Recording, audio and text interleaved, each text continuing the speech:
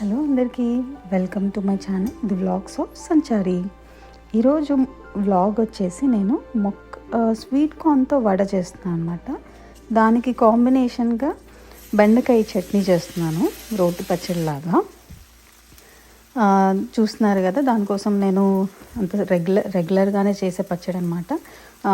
ప్యాన్లో ఆయిల్ వేసుకొని పచ్చిమిర్చి, కారంకి తగ్గట్టు పచ్చిమిర్చి, బెండకాయ, టమాటో, అల్లం వెల్లుల్లి, పసుపు, కొంచెం చింతపండు యాడ్ చేసేసి అది మగ్గనివ్వడానికి కాసేపు వదిలేస్తాను అనమాట. మీడియం ఫ్లేమ్లో పెట్టుకొని కాసేపు కుక్ అయ్యే వరకు పెట్టేసేస్తాను అనమాట.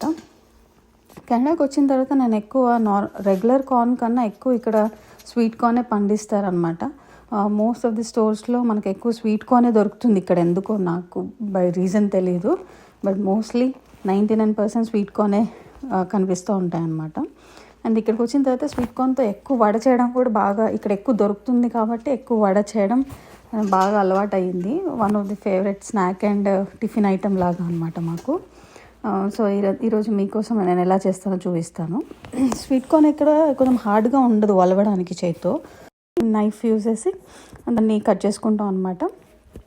అలా చేసుకున్న తర్వాత ఇంక మనకి కరివేపాకు, కొత్తిమీర, కొంచెం వెల్లుల్లి, తగినంత సాల్ట్, తర్వాత పసుపు, కొంచెం కారం కూడా మిక్సీలోనే వేసుకోవచ్చు, లేదంటే తర్వాత యాడ్ చేసుకోవచ్చు అన్నమాట. ఇలా గ్రైండ్ చేసుకోవాలి. స్వీట్ కార్న్ ఆల్రెడీ ఎక్కువ జ్యూసీగా ఉంటుంది కాబట్టి, పాలు ఎక్కువ ఉంటాయి కాబట్టి అది ఆటోమేటిక్గా మనం వాటర్ యాడ్ చేయకుండానే అది లిక్విడ్గా అయిపోతుంది అనమాట, ఎంత క్రషింగ్గా గ్రైండ్ చేసుకున్నా కూడా. సో దానిలో బియ్యం పిండి కంపల్సరీ అనమాట, ఒక థిక్ కన్సిస్టెన్సీ రావడం కోసము. సో దాని తర్వాత నేను కొంచెం కలర్ అండ్ స్పైసీగా ఉండడం కోసం కొంచెం కారము, ఇంకా ఆనియన్స్ ఆప్షనల్ అనమాట. మనం మసాలా వడలాగా ఉండాలనుకుంటే ఆనియన్స్ కూడా యాడ్ చేసుకోవచ్చు, బాగుంటుంది కూడా, మంచి టేస్ట్ ఇస్తుంది వడకి. ఇలా చూస్తున్నారు కదా, ఇలా మనకు వడ ఫామ్ అయ్యేలాగా కన్సిస్టెన్సీకి తగ్గట్టు కొంచెం బియ్యం పిండి కలుపుకొని పెట్టుకోవాలన్నమాట.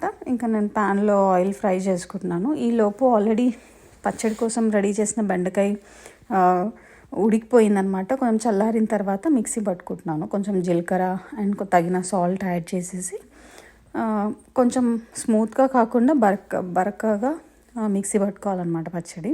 అలా ఉంటేనే బాగుంటుంది. ఇప్పుడు ఆటోమేటిక్గా బెండకాయ కాబట్టి అది ఆటోమేటిక్గా చాలా స్మూత్ అయిపోతుంది జస్ట్ ఒక్కసారి తిప్పంగానే. ఇంకా ఆయిల్ ఫ్రై అయిన తర్వాత వడ లాగా మధ్యలో హోల్ పెట్టుకొని వేసుకోవచ్చు, లేదంటే నార్మల్గా కూడా ఒత్తేసేసుకోవచ్చు అనమాట. ఈజీ, చాలా సింపుల్గా.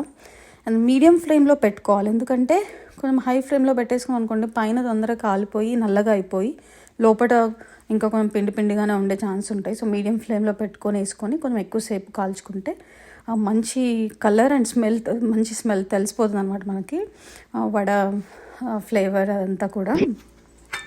అండ్ దెన్ ఇది ఎనీ టైం అనమాట, బ్రేక్ఫాస్ట్ కానీ, ఒక స్పెషల్ డేస్లో, అకేషన్స్లో, అండ్ దెన్ నాన్ వెజ్లోకి, స్నాక్ ఐటెంకి చాలా బాగుంటుంది.